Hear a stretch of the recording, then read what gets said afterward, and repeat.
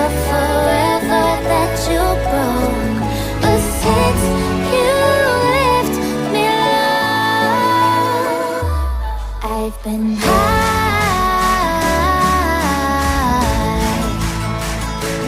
I've been high. Lately I've been high.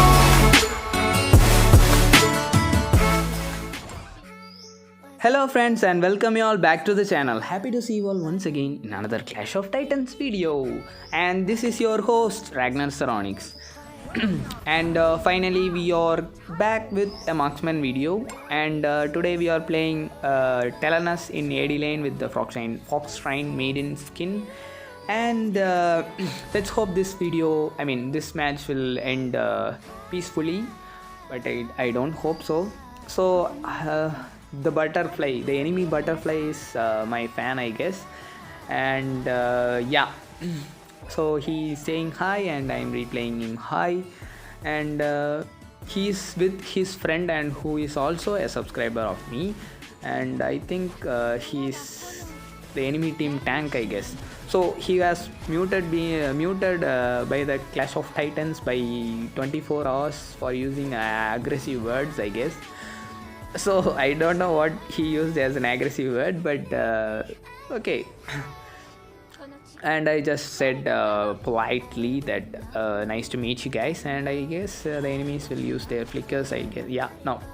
So the enemies use their flicker, and I thought Ras was a very pro player, so like during the picking phase he just didn't hesitated on picking Ras. So he got the first pick and he just insta-logged Ras, and now he is dying to the enemies. And okay, that will happen when you are in the solo queue. And yeah guys, this was a solo queue. And about the subscribers, so they are in the enemy team, not in my team. So I have to note that point. And now I am just trying to farm as much as gold as possible, because the enemy team Annette is like making a lot of fuss here, because she can just use her S1 and S2 to deal a lot of damage. See, she is dishing out a lot of damage, guys. Even though she is a support, if she is built like a mage, then she can deal a lot of damage. She can poke the enemies from afar, and after their lives are reduced, then the enemies can jump on us, kill us very easily. So that is the plus on playing Annette. But you have to have a perfect team, and I don't know what Ras did there. Okay, he wants to be a hero, and he just jumped into 3 of them and died. And literally he is feeding butterfly, guys. So feeding butterfly is the worst thing in the universe to do in the early games. So she can just one shot you when you are a butterfly. And okay, I will demonstrate you when she jumps on me. Okay, it is not so far she will jump on me, so let's wait for her. And here Annette just used her ultimate to save their marksman, but I don't know why she used that, because she was already inside the tower. And she used her ultimate to save herself. Okay, now our DS laner is in the mid lane, and our mid laner is in my lane, and I don't know what was going to happen. Anyway, he is standing it there, and anyway, wow. So Ras did the only perfect thing he did after so long time, and he did it perfect. So he killed their support, and here I was trying to attack their marksman, and I used her flicker to kill her, because she also used her flicker, I guess. So no, she didn't use her. And here now butterfly jumped in, and I can't deal as much damage I can, because it's the early game, guys. So in the early games there is nothing you can do as a marksman. You can just farm and deal a little amount of damage, like my mosquito biting damages to the enemies. And here I missed my ultimate, and here it was a perfect engage by my team. So our pro assassin Nagroth, so I thought he's having the like the newest legendary skin. So I thought he was a very pro who likes to play Nacroth, and he plays Nacroth for all the eternity, and he was the legendary Nacroth, and I don't know that he is playing like this.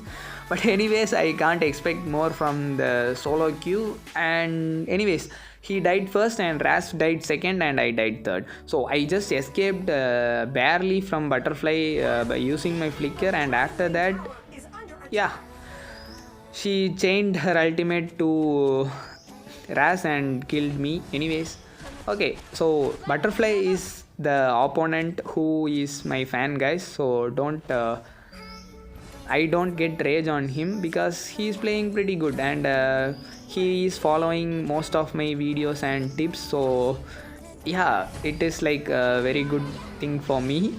Like what to say, he's following most of my tips, and it is like so much heartwarming for me. Yeah. So Nacroth is having a full HP, and the enemies I think one or two having both half of the HP, and he should try to attack them, but he didn't. And in the bottom lane it looks pretty decent, I guess, but yeah, I think Align and Scud are both not dying, or yeah, Align died just once, and also he killed their Scud once, I guess. Yeah, he killed their Scud again, and unfortunately the enemy team went there, and yeah, anyway, he killed them. And here Anath is trying to escape, but I know I could kill her because I have my flicker. So if she tried to escape also, I could flicker her out. And she was like recall dancing. I know, I 100% know that their butterfly was standing in that brush. So I just needed to kill their Brunilda. So she was like taunting me, right? So for that reason I was trying to kill her, but it backfired for me. And here my teammates are like trying to kill their butterfly, but they don't know that her gold is so high, guys. So if you add both Nacroth's and or Mage's gold, it won't add up to the butterfly's gold. So that much gold she has. See, they have like 2500 or something like that gold, and she's having like 5.3k or 4k gold. So that is the thing I said, guys. So she killed both of them, and she went peacefully. And here Brunilda, I tried to stop Brunilda by, yeah, okay, anyway, they took the tower, and here this was a pretty bad decision to make, guys, because I have the upper hand here. So Brunilda already used her flicker when she escaped from me the last time, and this time she didn't have it. So she would have retreated first, because Annette was standing close to us. I mean close to Mina, right? So Mina can lifesteal from her, and she can maintain her sustain, but she was like standing back and attacking her and giving her passive stacks, and it will be also helpful for Mina, so that she died first, and she didn't wanted to retreat and try to help Mina, and she also died. So there Ignis just killed me. It's not like a one shot. Yeah, it's like a one shot, but anyways, he's having the highest one of the highest gold in the enemy team, because their butterfly is killing so much and so much, guys, with Ignis assists. And I hope this is, I pray to God this should be a comeback gameplay. Yeah. So I'm just begging my teammates to please don't fight with the enemies, just farm. And I'm also farming yeah, my teammates are helping like crazy to farm, and you see that Mina, right? And here Scud wants to get some poke, and I did give him what he wanted. Then Seronix to Sunken, yeah, he wants the newest butterfly skin to like giveaway. He wants me to make a giveaway on the newest skin, so I said I will do it for you. And I said my enemy team, I please don't fight, and again, so he said thanks for that. And now the gameplay is going pretty decent for us, and see, Ras is like, I don't know what he is doing, seriously. Why Ras needs a blue buff? his S2 don't have a pretty high cooldown, right? So it's solo queue, guys. What I expect? That is the only dialogue comes to my mind. So solo queue sucks. Anyways, so Raz is having a lot of poking potential than who was that? Annette, guys. So but he is not using it. And here butterfly is trying to jump on us, and I am just trying to attack her, but I can't deal a lot of damage to her. Why, I don't know. And here I think butterfly will kill. Yeah, butterfly killed our mage and our support. And during that time, I mean till that time, I was like just trying to kill her, but I just killed her. But anyway, she just spawned with her blade of eternity, so it was a waste. But it won't be a waste, because next time she don't have that blade of eternity to get revived. So anyway, we just lost I think 5 of our towers, I guess. Yeah, we just lost 5 of our towers, and the enemy team just lost only 1 tower. And we don't have any hopes left, and I thought I was going to die here for sure. I mean, like, we are going to lose this match for sure. Anyways, their mage did a pretty bad thing there, and here I missed my S2 there. I mean, ultimate there, so I should have timed it perfect, but I was in a panic, and I just used it before her ult turns off.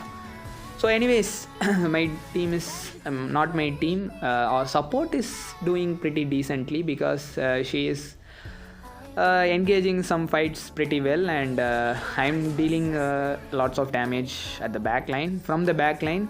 So it is okay. Seems pretty decent. So after sometimes it looks like so pathetic, guys. Like now, if you see the gold difference, butterfly is having like 12k gold, I guess, and I am just having 6000 gold, so half of the gold lead. So she's built full tanky. And anyways, so butterfly is finally died for the first time, guys. She died for the first time when it passed 12 minutes. So it is okay. Yeah, it is going to be 12 minutes, and just now we killed the butterfly for the first time. And here Annette escaped from me. So yeah, I know I can kill her because I have my flicker there.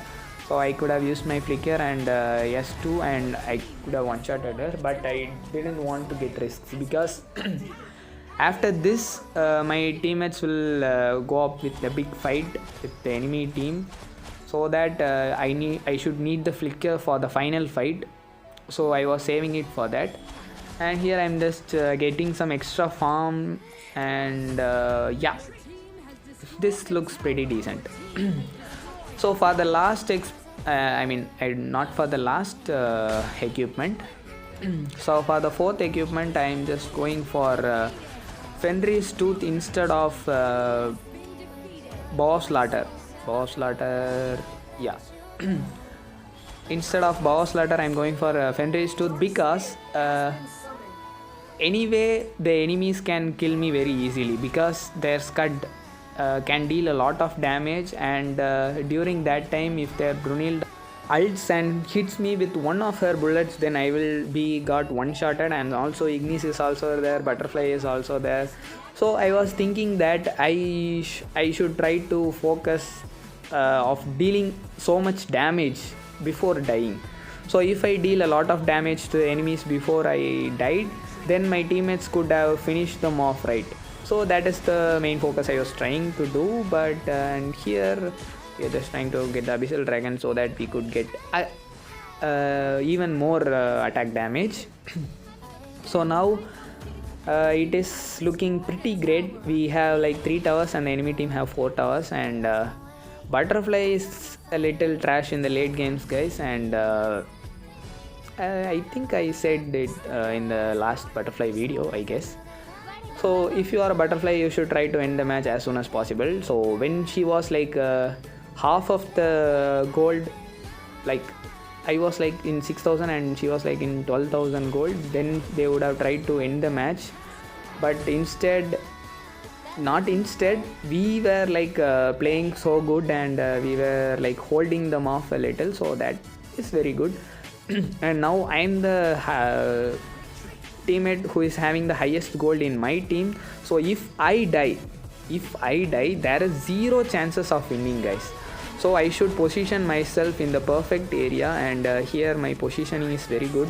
So I just stood here and used my S1 to poke the enemies, and here I am targeting their marksman and mage instead of others, because that will be very easy, and their marksman just flickered away with 1 HP. But anyways, Cud wanted to kill me so badly, because if I die then there will be no one to push.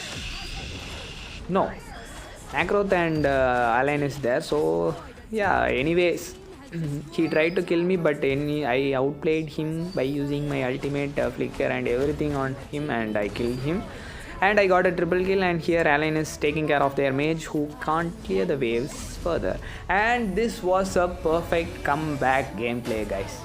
So when you play Tel'Annas, just make that in mind. You can poke a lot, and if you have so much gold in the team, you have to be safe. You shouldn't depend on your support to like babysit you, and you have to make a perfect positioning so that the enemies couldn't touch you, and you should carry the match. So this was a perfect gameplay, and I dealt around like 40% of the damage, and it's a little heartbreaking for the enemy butterfly, because she did everything she could in her will to win the match. But yeah, so I carried. So this was a perfect comeback gameplay, guys. So this is the build and arcana and enchantment I used for this match, and as you all know, guys, Fafnir's Talon is very good for all the marksmen in the game. And why I didn't use Fafnir Talon this match, because the enemy team don't have any great tanky heroes. Anyways, Cut is there, but he's in the bottom lane. I mean, he's in the DS lane, so I don't want to fight with him more oftenly, right? So in our team, I mean in my lane, there is only their marksman, support and jungler and mage. So their support is also not tanky. She is Annette. So I just went for this build. But anyway, if you wish, you can go for Fafnir's Talon, because it gives you like 8% of the enemy's max HP percentage damage. So it is a lot in the early games, and also in the late games. So for the Bloodthirsty bow, instead of the Bloodthirsty bow, I just bought the Fenris Tooth, so to max up my damage. So you've seen the last fight, guys. So because of the Fafnir's Talon, I dish out lots and lots of damage, because in the enemy's team all are like below 50% of life, and the passive of Fafnir's Talon is it gives you like 30% additional damage when the enemies are at 50. Enemies are lower than 50% of HP. So guys, this is a situational build. So the normal build, you can just remove the Slicksting and Fenris and swap it to Fafnir and Bloodthirsty bow. So that's all for today's video, friends. Hope you all enjoyed it and also learned something from this. So see you all in the next video. Until then, bye bye and have a great day. Don't forget to hit the subscribe button and also like the video.